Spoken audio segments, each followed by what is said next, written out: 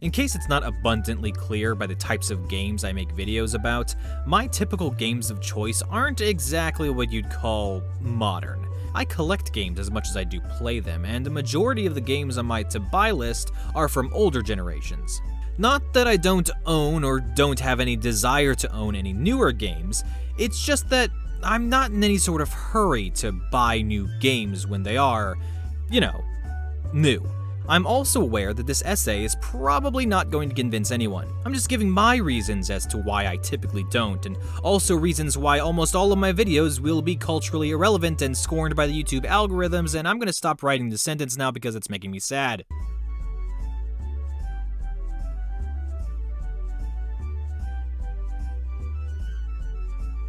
Now, while I don't normally buy new games, that's not a stead and fast rule. There are a couple of franchises that will have me in line opening day.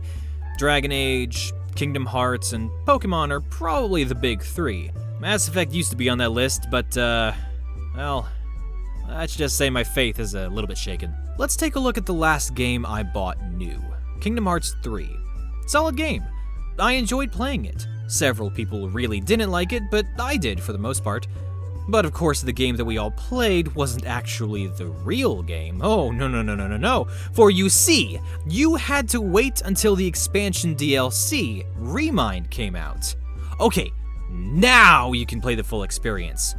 Awesome! Quick question, why did I bother playing it the first time if it wasn't finished? That's kind of the biggest reason why I don't buy new games right there. Almost every single game that hits the market upon release isn't a finished product. There will always be some sort of DLC to go with it, something that makes the game feel complete. And hell, if you wait long enough, don't worry, a definitive edition will come out. You know, the actual version of the game you're supposed to play, the game with slightly updated graphics, all the piles upon piles of DLC included, and having successfully swept all those pesky bugs under the rug. I've lost count of how many times I've bought a game, enjoyed it, and then suddenly a brand new, better version comes out later. Suddenly, the version of the game I just finished is the inferior version. What are you doing with that version, you idiot? Don't you want to play the real version?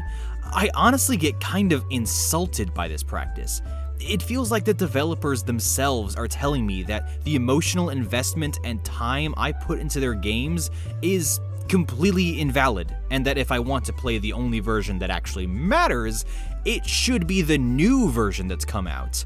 Honestly, I usually don't buy definitive editions on principle. And that's to say nothing about all the technical patches that will need to be implemented to make the game the way it's supposed to be. Once a game is released, it's probably going to have its fair share of bugs. It might not play exactly right, it will definitely not look exactly right. Publishers are so concerned with the game hitting shelves on time, it's hardly a factor of whether it works or not. Cyberpunk, Andromeda, Cyberpunk, whatever the latest Assassin's Creed game is at the time of editing this. Oh, and let's not forget Cyberpunk. As long as the game gives enough of an impression of what it's supposed to be, we all just roll over and take it because it'll just get patched out. Yeah, it probably will. So if we're just going to be waiting for the patch anyway, why should we buy the game new when, at its fresh release state, it will be in its worst condition it will ever be in? Why would you not wait until it's just patched all to hell? Because by then, the price will have dropped anyway. I touched on this in my Catherine review, but one game company in particular that is an egregious example of selling you the same game again, but this time with the complete package, is Atlus. I could honestly stop right there because anyone who's a fan of their games already knows what I'm talking about, but just in case, here goes. I cannot think of a company that has a consumer base that is more aware that what they're currently spending money on is going to be obsolete in just a couple of years than Atlus. With the possible exception of Apple. Persona 3, 4, 5, Catherine, Shin Megami Tensei. Probably. I don't actually know. I've never played an SMT game. All games that have bigger and better versions released that retroactively cause the vanilla version to no longer have any relevance. Whenever I have friends who tell me they want to try Persona, it's kind of difficult to recommend the older versions that have less content. I usually tell them to play Persona 4 Golden or Persona 5 Royal and to stay the hell away from Persona 3 because it sucks, you fucking heard me. These versions of the games are clearly the superior ways to go. But are they? Bigger doesn't always mean better. Sometimes less really is more.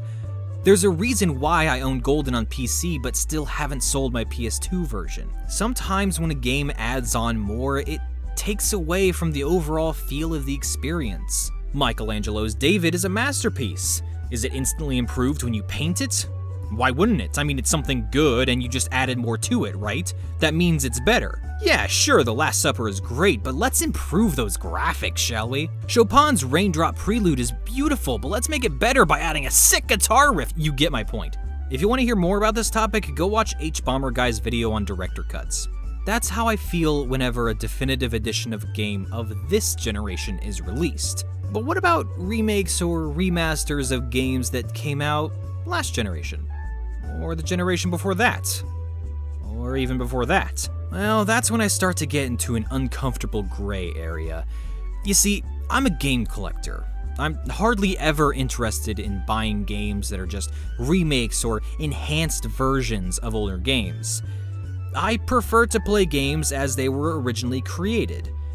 Is that the better version? Some would argue no, but I think there's something to be said about playing the games from a different time in the way that they would have been played in that time. It's a similar reason as to why people listen to records, or why I also own a VHS player. There's just a certain quality to exposing yourself to media as it was originally created, warts and all. You know, before some exec thought it would be a good idea to cash in on some nostalgia and had all the warts sanded off. Often these enhanced versions don't offer anything worthwhile. They may look more attractive on a shallow level, but it's only pixel deep.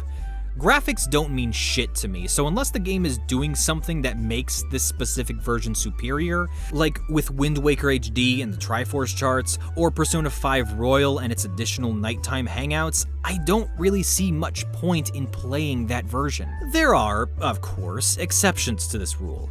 Sometimes games are so different, the remake changes so much from the ground up, that it's as if you're playing a completely new game.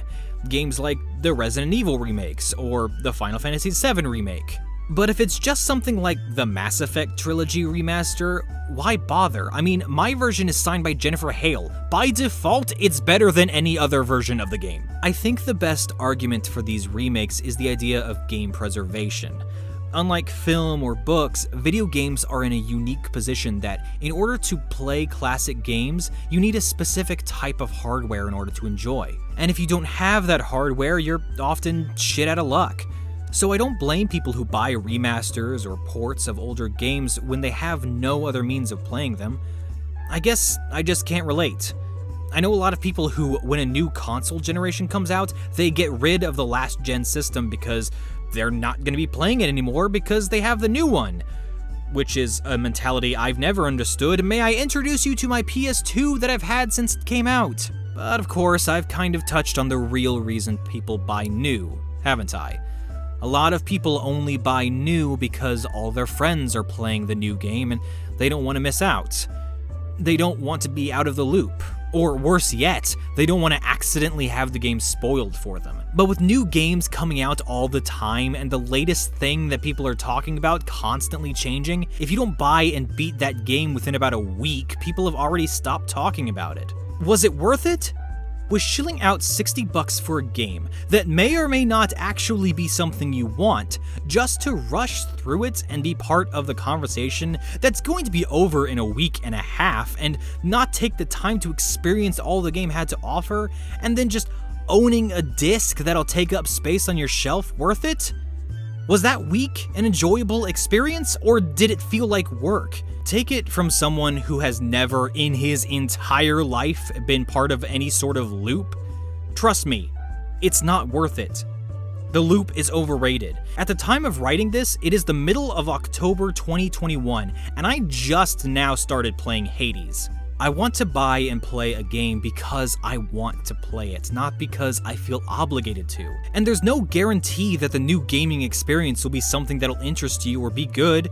Frankly, a crazy amount of money goes into a game's marketing to convince you to buy their game and not the other guys. I remember that I was super excited for the Avengers, but I decided not to buy it when it came out, and I don't think I need to tell you why that was a good life decision. The point is that no matter how good a game might look before it's released, that's never an indicator of the game's actual quality. Especially since the game won't be finished when it first comes out, and it will need to be patched, and it won't be the final product, and oh my god, the snake is eating itself! Between pre-rendered trailers, publishers buying good reviews, and the knowledge that the game being sold to us won't be the final product, I can't remember the last time I was excited for a new game.